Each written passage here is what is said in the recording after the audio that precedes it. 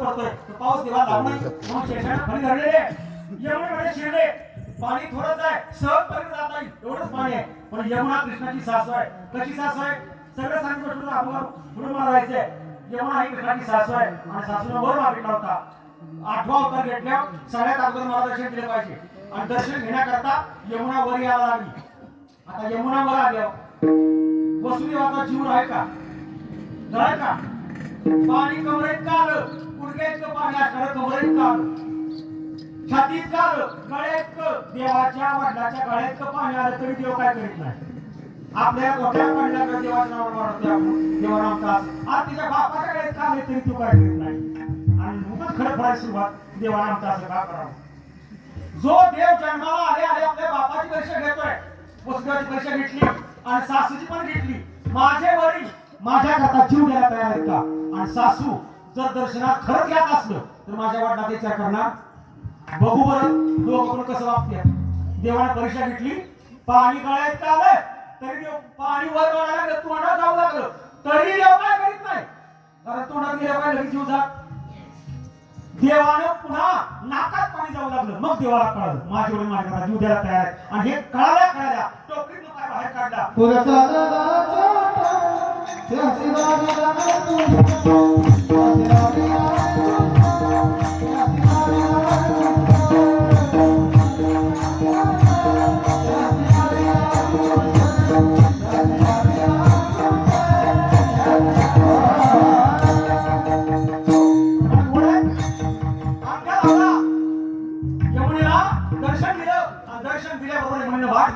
पलीकडे गेले यशोदेच्या कुशीत मुलगी आहे त्या मुलीला उचललं आणि आपल्या मुलाला त्या जागेवर ठेवलं आणि पुन्हा मागे आले आता ती जी आणली होती ती मुलगी म्हणजे साधी मुलगी नव्हती ती मुलगी साधी नव्हती ती मुलगी म्हणजे माया होती माया आणि माया कधी गप्प बसत आता कीर्तन आहे म्हणूनच इथनं ओंडला बाजारला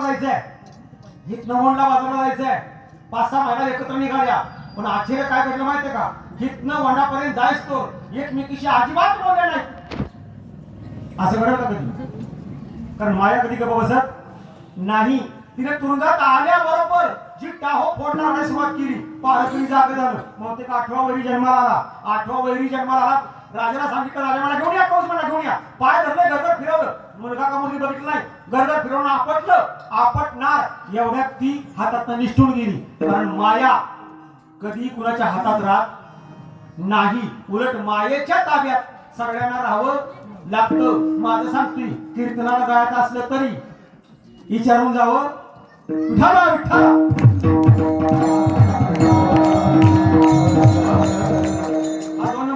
धारापाश मायापाश हा विचित्र आहे घराच्या बाहेर अर्ध्या किलोमीटर जरी एखादा गडी गेला आणि मागणं एक शब्द आला होय या शब्दात एवढी ताकद आहे अर्ध्या किलोमीटरनं गाडी रिवर्स मागे येते घास नाही पुढे जायचा संध्याकाळी कीर्तनाला निघाला कुठे निघाला कीर्तनाला आता काय 11 वर्ष झोपला त्यांना तेवढंच काय चांगलं मागा फिरा ते उसाला पाणी पाजायचं रात्रीची लाईट आहे गाडी जागेवर टर्न मारते घास नाही पुढे यायचं त्याला मायापाश म्हणतात बरं ती निष्ठून गेली ती गेली गपणा गेली तिने जाताना आकाशवाणी केली अरे मला मारून निघाला लक्षात ठेव तुला मारणारा तुझा वैरी माझ्या अगोदर जन्म आलाय आणि तो गोकुळामध्ये वाढतोय बाळकृष्ण गोकुळात वाढतो बाळकृष्ण गोकुळात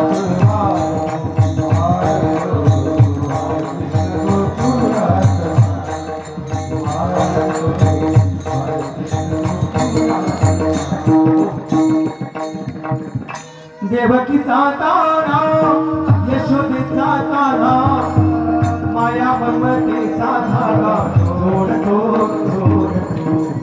बाळकृष्ण गोकुळात वाढतो बाळकृष्ण गोकुळात वाढतो दुडू पळतो हा राजा वनमाळी दृष्टयाची काढा तोडी टिकलावा गाली खेळासा मांडुनिया ओढतो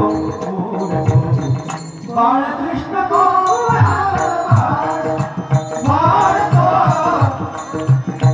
गोकुळात वाढतो फार गोड आहे, फार गोड आहे, पण गायला वेळ नाही.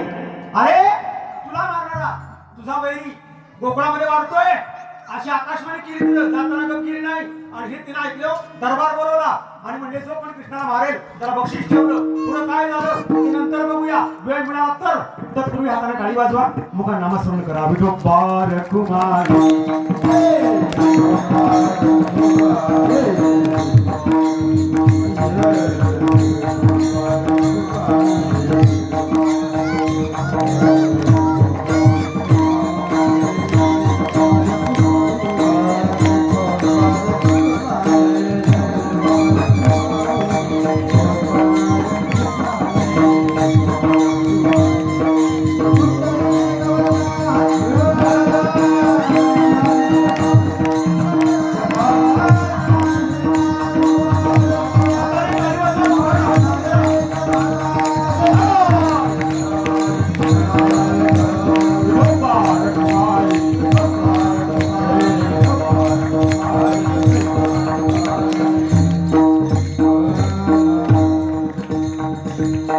माझे गडी कोण कोण निवडा भिन्न यातुनी आपापणामध्ये मिळो एक खेळो एकाशी.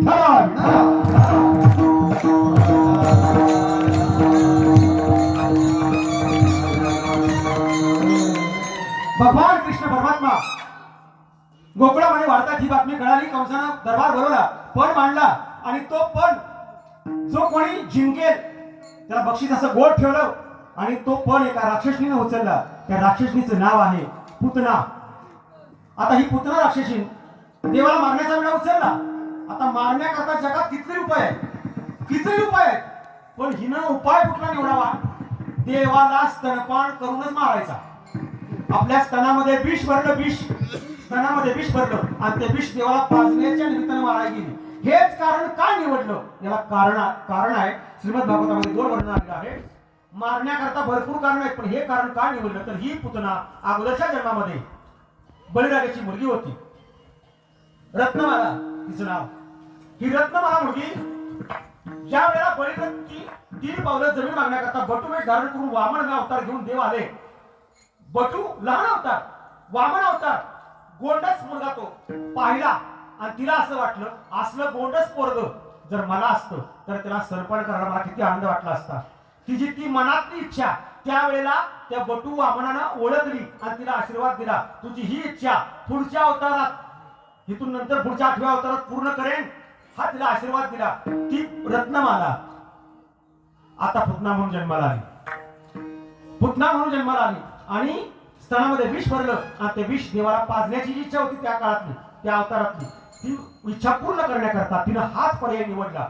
बर त्या विषयानं पोरं मारतात का नाही बघण्यासाठी नमुन्यावारी यशोदेच्या वाड्यापर्यंत जायपर्यंत नमुन्यावारी 20-25 पोरं मारली. आणि ती पण कुठली मारली? 3 वर्षाच्या आतली. कुठली? 3 वर्षाच्या आतली. 3 वर्षाच्या आतलीच का मारली? ह्यालाही कारण आहे. जे त्रिगुणात अडकले ते संपतात. रजत तमसत्व या त्रिगुणात जे अडकले ते संपतात. त्यानंतर जागृती, स्वप्न, सुषुप्ती या 3 अवस्थेमध्ये जे अडकले ते संपतात. अशी बरीचशी कारण आहेत. पुढची अवस्था जागृती, स्वप्न, सुषुप्ती आणि पुढची अवस्था तुर्यग अवस्था. या तुर्यग अवस्थेमध्ये जो जातो त्याला देवाचा अधिकार होत नाही, मायेचा अधिकार होत नाही. मात्र याच्या आत जे आहेत, जी बालपण, तरुणपण, म्हातारपणात अडकली, देवाकडे गेलीच नाही, त्याला माया बाधते, त्याला माया संपवते आणि तुझ्या 3 अवस्थेच्या पुढे जातो देवाला ओळखण्याकरता, त्याला मात्र माया बाधत नाही. म्हणून पुतणीनं 3 वर्षाची आतली मारली. आता देवाच्या वाड्यासमोर गेली, हात मारली. अगं तुला मुलगा झाला मला कळत नाही, तुझ्या मुलाला बघायला आली. अगं मी तुझी बहीण आहे, तू लहान होतीस त्यामुळे तुला माहित नाही, तुझ्या मुलाला बघायला आली. पाळण्यात टाकला होता देवाला. यशोदा म्हणली पाळण्यात बहुतेक झोपला असेल, तू बस चहा पाणी होऊ दे. मग शेजारी बसायला टाकलं पाळण्याच्या आणि यशोदा घरात गेली. पाळण्यात देव विचार करतोय, शेजारी बसलेले गिरायक, भगवानीचं पहिले गिरायक आहे, आयुष्यातलं पहिले गिरायक आहे, झोपून चालणार नाही. देव जागे झाले, रडायला सुरुवात केली. रडायला सुरुवात केल्याबरोबर पुतना उठली, उठूनच घेतला. यशोदा म्हणते अगं उठलाय वाटतं, घे घे. नाही घातलाय, तू काळजीच करू नको, सावकाश चहा कर. आणि मांडी घातली आणि मांडीवरती कृष्णाला आडवा घेतला आणि कृष्णाकडे एकदा बघितलं, एकदा कृष्णाकडे एकदा बघितलं, तो एवढा देखणा होता ती बघतच राहिली. आपण त्याला मारायला आलोय हे ती सारली. पाहिला पाहिला नंदाचा नंदना, पाहिला पाहिला नंदाचा नंदना, पाहिला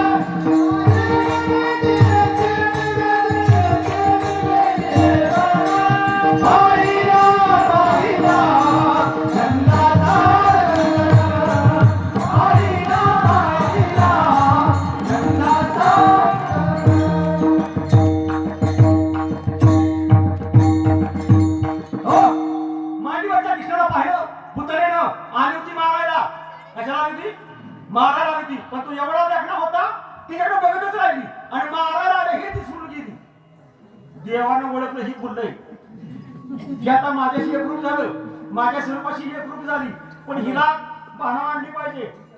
देवाने तिला भाना आणली आणि तिला आठवण करून दिली, मला मारायला आलीस ते काम कर. मग ती भानावरती आली आणि तिने त्याला उचललं असताना लावलं. देवानं सगळं विष प्राशन केलं. त्याला विष पसरत गाव आहे. मीराबाईसाठी घेतो विष प्याला. अनेकांचं विष पसरलं, विष पिलं. एवढं देव थांबला नाही. तिनं प्राण ओढायला सुरुवात केली. पंच प्राण ओढायला सुरुवात केली. मग मात्र जीवाचा आकांत व्हायला लागला. जीव जातोय का काय असं झाल्याबरोबर जीव उठली. कृष्णा मला सोड, कृष्णा मला सोड. देव म्हणतो जो माझ्या नादाला लागतो त्याला मी सोडीत. ही नादाला लागली ती. तुम्ही पण लागलाय. ती सोडीत नाही. हे पारण झालं ते पारण, ते पारण सोडीतच नाही. जो देवाच्या देव 1 वाजले का 12 वाजले कळतं का बापू? नादाला लागले हो. विठाला विठाला हे म्हणला, एक तर मी कोणाच्या नादाला लागत नाही. जो माझ्या नादाला लागतो त्याला सोडत नाही. शेवटी ते नाही सोडलं. तिने स्वतःचं रूप दाखवलं. मी राक्षसीन एवढा 11 रूप धारण केलं, एवढं मोठं रूप धारण केलं. वाड्याच्या बाहेर गेली, एवढं मोठं रूप धारण केलं डोंगरासारखं आणि प्राण ओढले. धाडकन शरीर पडलं. गुरुवर्य नामदेव अप्पा शंगापूर गोड सांगतात, एवढ्या जोरात पडलं मन हलायला लागलं. ही गोकुळ हलायला लागलं. गोकुळ हलायला लागलं. चुकून आलं मन तोंडात. ते भूत असं का बाबा म्हातारपणात. गोकुळ हलायला लागलं. यशोदा बाहेर आली. सगळ्यांना विचारते, माझा हरी माझा कृष्ण देखिला काय कुणीतरी सांगा गे सांगा. यशोदामध्ये माझा मुलगा कुठे आहे? सगळ्यांनी सांगितलं. वर टिकलीवर दिसतो की नाही, शिडी लावून खाली काढला. नामदेव अप्पा गोड सांगतात, तिचे तुकडे तुकडे केले. अनेक चित्ता रचल्या आणि तिला नामदेव अप्पा महाराज एवढं गोड सांगतात, एवढं गोड सांगतात. भाषेमध्ये 9 रस आहेत. त्यातला अद्भुत रस नावाचा तो रस आहे. बोलताना अद्भुत बोलायचं. आपण बघायचं काय झालंय का, 2 मित्र होते. 2 मित्र म्हणले, पहिला मित्र दुसऱ्याला म्हणतोय, पहिला मित्र दुसऱ्याला म्हणतो, माझ्या आजोबाचं घड्याळ 12 वर्ष पाण्यात होतं. 12 वर्षानं काढलं तरी ते जीवन म्हणजे चालूच होतं. ते पहिला मित्र म्हणला, ह्याच्यात काय नवल आहे, ह्याच्यात काय आश्चर्य आहे? तुझ्या आजोबाचं घड्याळ पाण्यात होतं, ह्यात काय नवल नाही. माझं आजोबा 12 वर्ष पाण्यात होतं. हा हे जे बोल नाही, ह्याला अद्भुत बोलणं म्हणायचं. त्याला काही ताळमेळ नसतं. ह्याला अद्भुतच म्हणतात मराठीतला. पहिला मित्र म्हणला, एवढं वर्ष तुझा आजोबा पाण्यात काय करत होतं? काय करत होतं माझी? तुझ्या आजोबाच्या घड्याळात चालू देत होतं. हे जे बोल नाही, हे जे बोल नाही, याला अद्भुत रसाचं बोलणं म्हणतात. हे दोघांनी ऐकलं आणि दोघं मोठी पोरं एकमेकाचे मित्र ते म्हणजे हे काहीच नाही. आमचे आजोबा जंगलात निघाले. पूर्वीचा काळ चिखलीवाड वाघ सिंह असायचे आणि हातात छत्री लांबडी आणि समोर वाघ आला. एकटेच वाघ, एकटेच माझे आजोबा आणि समोर वाघ आला. काय करावं? पण माझे आजोबा हुशार. छत्री अशी मिटवलेली होती, अशी बंदुकीसारखी धरली. छत्री बंदुकीसारखी धरली आणि तोंडाला ठो असं म्हणलं वाघ मिळाला. हे शक्य आहे का? पण हे बोलणं काय बोलण्याला ताळमेळ नसतो, ह्याला अद्भुत रसाचं बोलणं म्हणतात. दुसरा मित्र म्हणला हे काहीच नाही, माझ्या आजोबा जंगलात नाही निघालं, तुझ्या आजोबाच्या हातात छत्री तरी होती पण माझा आजोबा त्याच्यापेक्षा शूर. पुढे वाघ आला, काय करावं, खिशात बंदुकीचं लायसन होतं, ती वाघाला दाखवले, वाघ जागेवर खराच. हे शक्य आहे का? हे जे बोलणं आहे याला म्हणतात अद्भुत रसाचं बोलणं. तसं नामदेव शंभरकर फार गोड वर्णन करतात पुतणेचं वर्णन सांगताना. अशी पुतना मारली, काग वगैरे मारली, बाळपणी भरपूर मारले, बास. शेवटी खोड्या करायला सुरुवात केली. गावातलं लोणी मथुरेला जात होतं, ते लोणी अडवलं, गावातली पोरं बघितली, बघा की ऐका ऐका का लोणी बाहेर जातंय, वनाला जातंय, ही मथुरेला लोणी जातंय, लोणी अडवलं आणि आपल्याच पोराला खायला घातलं. बर त्या घरात जिथे मिळत नसलं तर घरात जायचं, घरात लोणी खायचं, तर खाऊन ग बसायचं नाही, झोपलेल्या सासू सुनेच्या तोंडाला पुसायचं. सकाळी उठल्या दुधीची बाटली लागायची. असे लय खोड्या केल्या तेव्हा, लय खोड्या केल्या.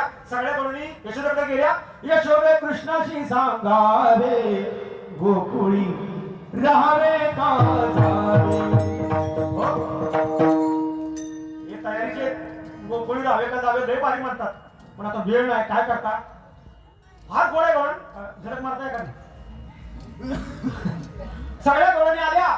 ए यशोदे, तुझ्या पोराला सांग, फार गोळ्या करताय. यशोदा म्हणली माझं पोरग त्यातलं, माझं पोरग लय गुणाचं आहे. किती गुणाचं आहे? बाळसा गुण गुणाचे ताने ग, बाळसा गुण गुणाचे ताने, बाळसा गुण गुणाचे ताने, बाळसा गुण गुणाचे ताने. बाळ दिसतंय गोजिरवाणे, बाळ दिसतंय गोजिरवाणे, बाळ दिसतंय गोजिरवाणे, बाळ दिसतंय गोजिरवाणे. काय सांगते रामा राणे, गोकुळ राणी, काय रामा राणे, गोकुळ राणी.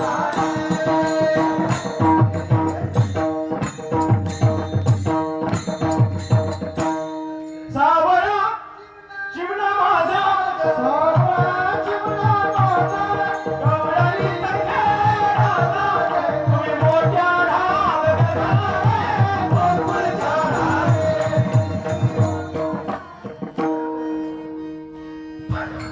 पाच वर्षाचे माझे बाळ, अंगणी माझ्या खेळ, तुम्ही लग्नाचं घेता आळग, गोकुळच्या नारी. इतक्या गोड बोलणे, नुसत्या बोलणे आले तर 2 तास रात्री कळायचं एवढा गोड बोलणे, फार गोड बोलणे. यशोदा म्हणजे माझं पोरगं द्यायचं नाही. कुठल्याही आईला तुमचं पोरगं खोड्या करतंय पटत नाही. मी एका घरात चहा प्यायला गेलो होतो, माझ्याबरोबर एक जुळदार होते, त्यांनी जॅकेट घातलं होतं, बूट काढला होता आणि जॅकेट पुढे अडकवलं. त्या घरात 2 बारकी पोरं होती, खेळण्याचं ट्रक होतं त्यांच्या हातात. एक पोरगं माती आणायचं आणि एक पोरगं पाणी आणत होतं. माती आणणार पोरगं लांब खेळत होतं, पण पाणी आणणार माझ्या आमच्या पुढे खेळत होतं. ती पाणी आणायचं आणि बुटात ओतायचं, बुटात. माझ्या जुळदारचा बूट होता, ती म्हणला महाराज ती बूट खराब होईल की, त्या ताईला सांगा तुमचं पोरगं बुटात पाणी होतं, हे काय चांगलं नाही, असलं नसावं. म्हणजे हे सांगायच तरी कसं, तर ती सारखंच म्हणायला महाराज सांगा की. आणि त्या ताई बाहेर आल्या, म्हणजे ताई तुमचा मुलगा तू बुटात पाणी होतंय, बूट खराब होईल ना, तर मला सांगा. तसं ती ताई म्हणली माझं पोरगंच नाही, माझं पोरगं असं करू शकत नाही. म्हणून तुमचं पोरगं कुठं आहे? ते जॅकेट घातलं ना, जॅकेट, त्या जॅकेटात माती होते, ते माझं पोरगं. आता ही चांगलं आहे.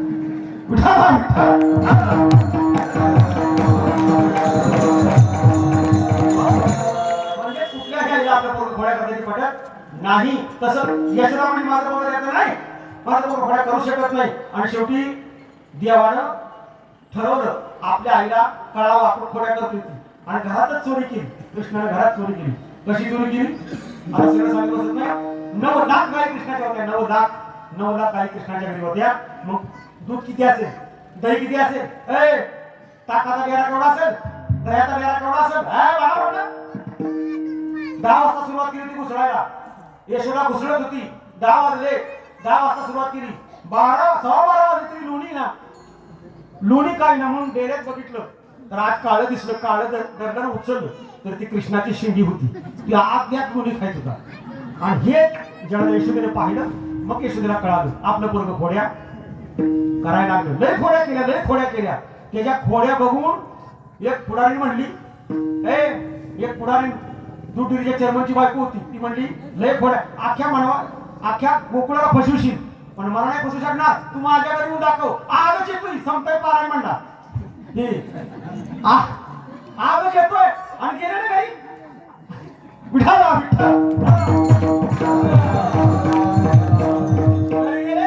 दुटीचा चेअरमन ह्या भारत गडी पण 3.5 फूट उंची नाही पण त्याची बायको 6 फूट आणि जर्मन लांब दाढी भरदार मिशा भारदस्त गाडी दोघे पलगाव झोपले.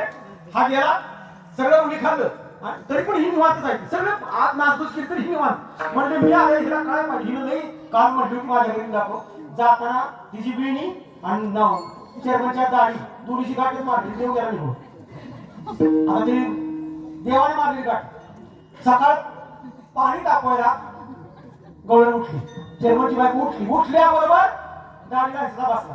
दाढीला हिसला बसला. तो म्हणला निमाबाई म्हणून गेले कशाला असलं ना काय दाखवू का तुला म्हणून ते पण चौकाला उठल्यावर फेरीला हिसला बसला. ती म्हणजे मला कळत नाही तुम्हाला कळतं कशाला हिसला बसताय. म्हणजे मी असलं काय करत नाही. मग दोघांनी बघितलं तुला गाडी वेळीची गाठ म्हणजे कशाला मारल्या. ती मग ती म्हणलं मी नाही मारले. मग त्या दोघांनी मी ओळखलं मोठे कार बोलण्याचा परिणाम आहे. आता काय सोड म्हणजे दोघं सोडतायत तरी सुटेना म्हणजे असं कर सुटत नाही ना. 5:30 वाजले. आता 6 वाजता माणसं दूध घेऊन येणार पाणी कधी टाकणार आंबोगाडी काढणार. 5:30 वाजले म्हणजे असं कर इळा काय काढूया. आता मला प्रश्न विचारायचा इळा नाही एकटीला जातोय का. एकटीला जातोय का. ती म्हणली आण नाही थारा ते 6 फूट ती 6 फूट हे 3.5 फूट फार पडत वर करी अंधारात पडते कसं तरी विळा सापडला. दोघांनी कापण्याचा प्रयत्न केला. गाठ काय कापडा. ते म्हणजे असं कर लांबून थोडीशी कुऱ्हाड एखादा आवाज करतो आण नाही थारा कशी तरी कुऱ्हाड सापडली. एक घाव घातला गाठ काय तुटला. तो म्हणला शेवटचा प्रयत्न दिवा लाव जाळूया मग तर प्रश्न भेटला ना. ती म्हणजे जाळायची आहे हो दिवा आहे मारू. आता हे वर फळ करी मागणं भर पडत वर गेलं दिवा सापडला पण काळजी सापडला. काळजी पण होऊ नये करतात 7 कोरड्या खाल्ल्या कसं तरी सापडली. दिवा लावला गाठ जाळण्याचा प्रयत्न केला. गाठ काही जळना. माझ्या परत सांगते गाठ जळना.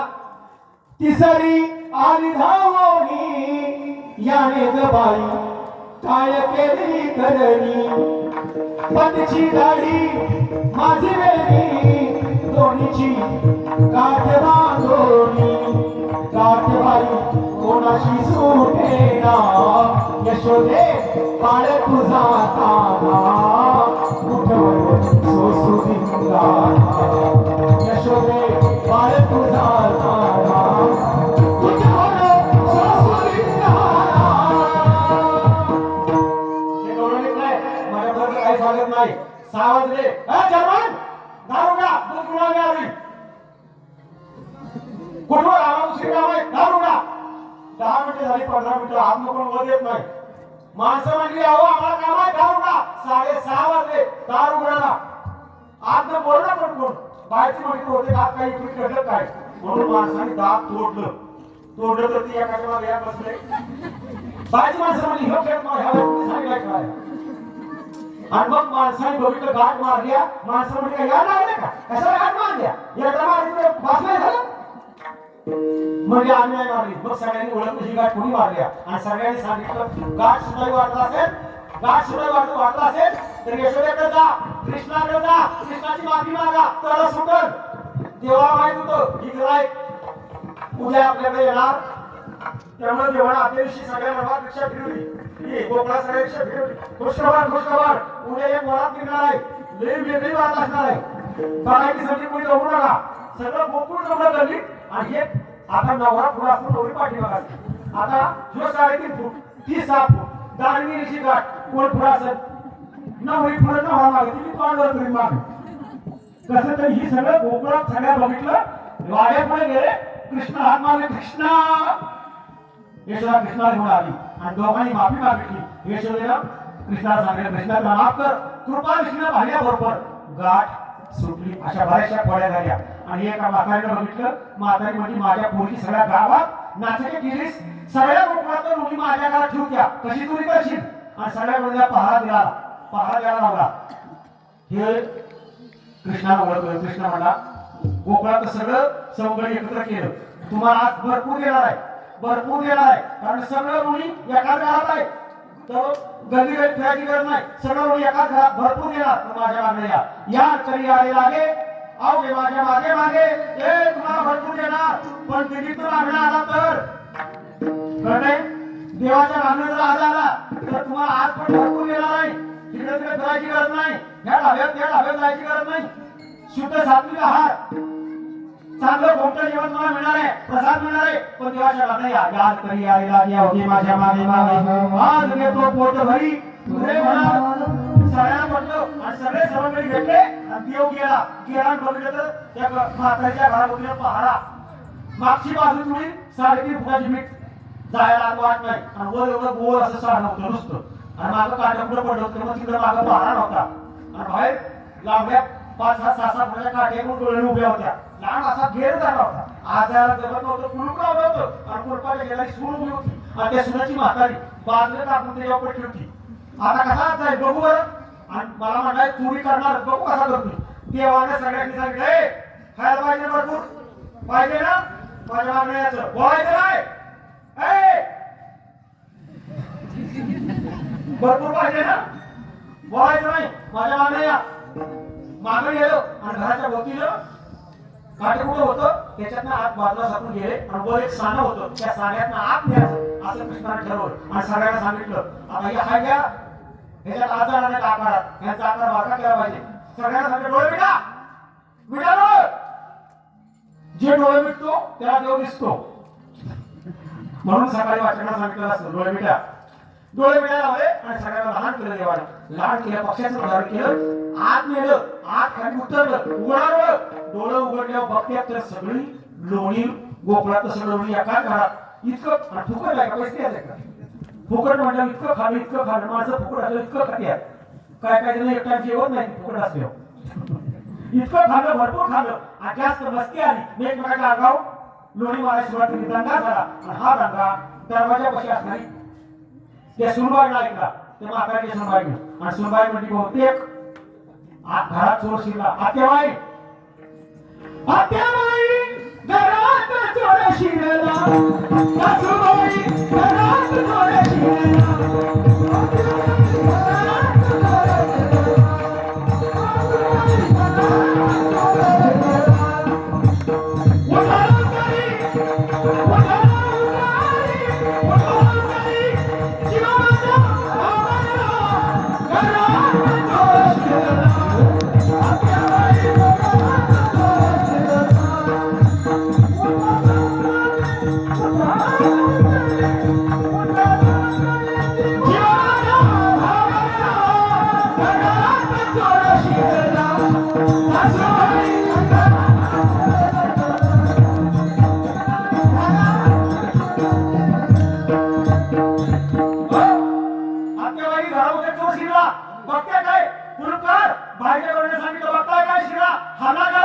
देवानं हे बोलणं ऐकलं आणि देव म्हणला मार खाण्यापासून वाचायचं असेल डोळे मिटा.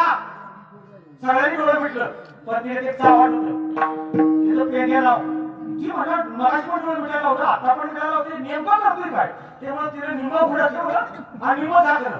जेणी पूर्ण मिटलं होतं ती बाहेर गेली तर आणि हे अर्ध म्हणून अर्ध झाकलं होतं तेव्हा निम्म झाल्याच्या बाहेर निम्म झाल्याच्या गवळणी आत आल्या बघत्यात पहा ती गवळणी चौथी पालकी दुराणी म्हण तिरंगाची या पोरे आणि चोरी केली खरे. दोन चोर आहे एकाला गवळीचं शिवर गेलं म्हणजे एकतरी दिसतोय मला आवड्या काट्या येत नाही हा ना. मग सगळ्यांनी चौकाशी सुरुवात केली. कृष्ण शेवटी कृष्णाला शरण आला. पेंड्या म्हणतो कृष्णा मी तुझं ऐकलं नाही माझी चूक झाली मला सोड. देव म्हणतो तू माझं ऐकत नाही मी सांगेन तसं तू वागत नाही. कळतंय का याचा अर्थ कळतोय का. देवाने सांगितलंय तसं वागा नाही तर लांबड्या काठ्या घेऊन यमदूत तयार आहे. कळतंय का.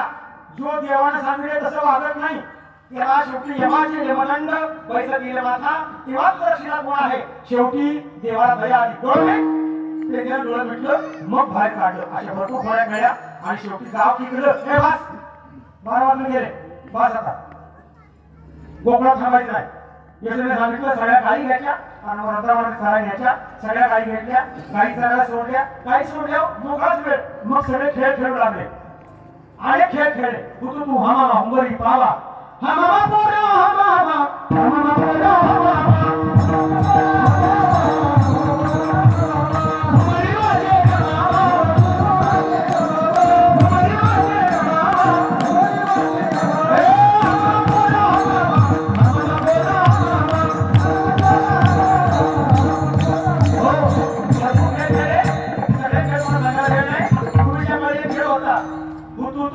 त्याला आता कबड्डी म्हणतात. तो खेळ खेळायला सुद्धा होता. चेंडू फळी, त्यावेळेला चेंडू फळी म्हणायचे, आता क्रिकेट म्हणतात. चेंडू फळी अनेक खेळ खेळले. मग त्या चेंडूच्या निमित्ताने काळे नागा मागायचं सगळं तुम्हाला माहिती आहे.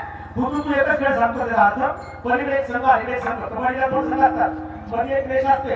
अलीकडच्या माणसाला पलीकडे जायचं आहे. संसारातल्या माणसानं देवाच्या संघात जायचं आहे ना, देवाकडे जायचं आहे ना, तर मधल्या रेषेवर पहिलं वाकायचं. देवाकडे जायचं आहे पहिलं वाकायची, त्या मधल्या रेषेवर वाकायचं. मधल्या रेषेवर फक्त हू म्हणायचं. आता देवा इथंच हू रेष पार पलीकडे गेला की आता हू नाही, आता अहमपणा नाही, आता मीपणा नाही, आता फक्त देवा तू तू तू तू तू याला म्हणायचं हो तू तू.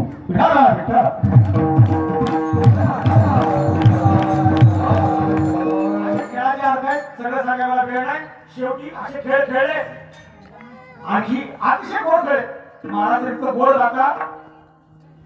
विटी दांडूचा खेळ लागला होता.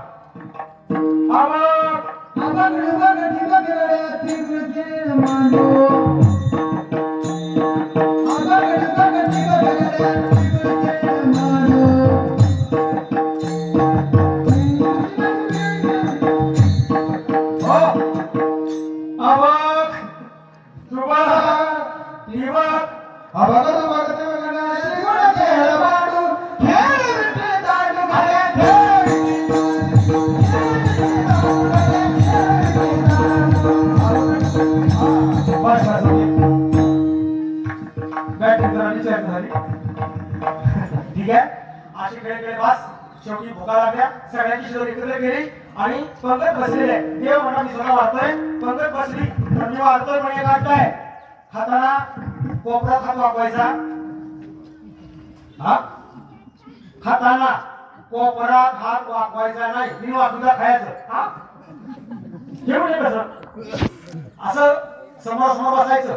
एकमेकाच्या मुखात घास भरायचा. एकच पातळी घ्यायची. अलीकडच्या उचलायचा घास पलीकडच्या तोंडात घालायचा, पलीकडच्या उचलायचा, अलीकडच्या तोंडात घालायचा. बापाची गरज आहे का? तुकाराम महाराज म्हणतात एकमेका देऊ मुखी. असं जर दुसऱ्याला चालायला शिकला तर सुखाने जीवन जगणार का नाही. एकमेका देऊ मुखी सुखे घालू हुंबरी म्हणजे जीवन. सुखाने जीवन जगता येईल. कधी कधी दुसऱ्याला खायला शिकला, चालायला शिकला तर दुसऱ्याच्या ताटात ओरडणार नाही. दुसऱ्याला चालायला शिकला तर म्हणून गोपाळ करा. हात न वापरता दुसऱ्याला चालायला शिकायचं. आता देवाला दिलेला खायला मिळावा म्हणून स्वर्गात सगळं देव खाली निघाल. सगळे यायला निघाल. नारद म्हणजे जाऊ नका, काळात मला कृष्ण देणार नाही म्हणजे आम्हाला खायला जात आहे. मग सगळं देव यमुनेत मास झालं. मास कारण की हात खरकट पडेल नाही. यमुनेत खरकट पडेल म्हणून देव मास झालं. हे पण कृष्णाला ओळखलं आणि कृष्णानं सगळ्यांनी सांगितलं काला खायचा पण हात धुयाला कोणी सुद्धा यमुनेवर जायचं नाही. म्हणजे हात न धुयाचं नाही म्हणजे हात बॅक साईडला पुसायचं. पुसून या हात टिरी सांगाते. तुकारामांचा आबा काय माझ्या मुलाचं एकही वाक्य सांगत नाही का नाही. तिथंच पुसायचं. तिथंच का पुसायचं तर आपल्या शरीरात सुद्धा सगळीकडे देव आहे. तिथं एकच जागा तिथं देव नाही म्हणून तिथं पुसायचं. म्हणून डॉक्टर सुद्धा चला शेवटी ब्रह्मदेव म्हणला मी काही मासा बिसा होणार नाही. मी पाण्यात जाणार नाही. मी जाणार पंक्तीत बसणार व खाणार. ब्रह्मदेव म्हणजे नाका फैसला करून घ्या. शेवटी ब्रह्मदेव निघाले. नारद म्हणजे ठीक आहे जाताय ना पोशाख बदला, दोतार न्यायचा, नेहरू आला आणि मग पंक्तीत बसा. तुम्ही तोंडवर करू नका. वाटणारा हुशार आहे. हात नुसता वर करा. सगळं गोकुळातलं गोपाळ मला काही हात वर टाकेल आणि याकडे तिला शांत बसले. देव म्हणला ज्या ही हात वर आहे बोलत नाही त्या ही म्हणत नाही. गोकुळात नाही. देव म्हणला कोण आहे वर उठा. वर उठला बघितलं तर ब्रह्मदेव उठा. दिला नाही बसत. ब्रह्मदेव म्हणजे मला कधी मिळेल का तरी सांगा. ब्रह्मपद सोडावं लागेल. देवपद सोडावं लागेल म्हणून ब्रह्मा सोपान होतो झाला. निवृत्ती ज्ञानदेव सोपान देव यातले सोपान देव ब्रह्मदेव आहे. आणि ब्रह्मदेव सोपानदेव झाले मग काला मिळाला. म्हणजे देवांना सुद्धा न मिळणारा काला तुम्हाला मिळतोय. म्हणजे तुम्ही देवापेक्षा भाग्यवान आहात हे कायमच ध्यानात ठेवा. आणि देवासारखा हात बसणं वागा. कळतंय? आणि असे जे आहेत दुसऱ्याला कधीच दुखवत नाही, दुसऱ्याचे कधीच मन दुखवत नाही, दुसऱ्याला वाईट वाटलं असं वागत नाही आणि नेहमी देवाचे चिंतन करतात. असे जे आहेत ते माझ्याकडे आहेत. आणि असे कोण कोणकडे आहेत ते निवडा आणि आशानी परमार्थ पुढे चालू एकानं घ्या. म्हणून सर्वांना विनंती आहे, इथे जमलेले सगळे कार्यकर्ते मंडळी असतील, माळकरी, टाळकरी, वारकरी, ग्रामस्थ, स्वतःवर सगळ्यांना विनंती आहे अशा पद्धतीने परमार्थ चालू ठेवा. जो परमार्थ तुमच्या गुरुवर्यांनी चिरमेकर महाराजांनी तुम्हाला सांगितला, तात्याने सांगितला, भगवानाने सांगितला, नेहमी दुसऱ्याचं बरं वाटू द्या, कोणालाही कोणाला वाईट बोलू नका, असं जीवन जगत परमार्थ करा. ज्ञानेश्वर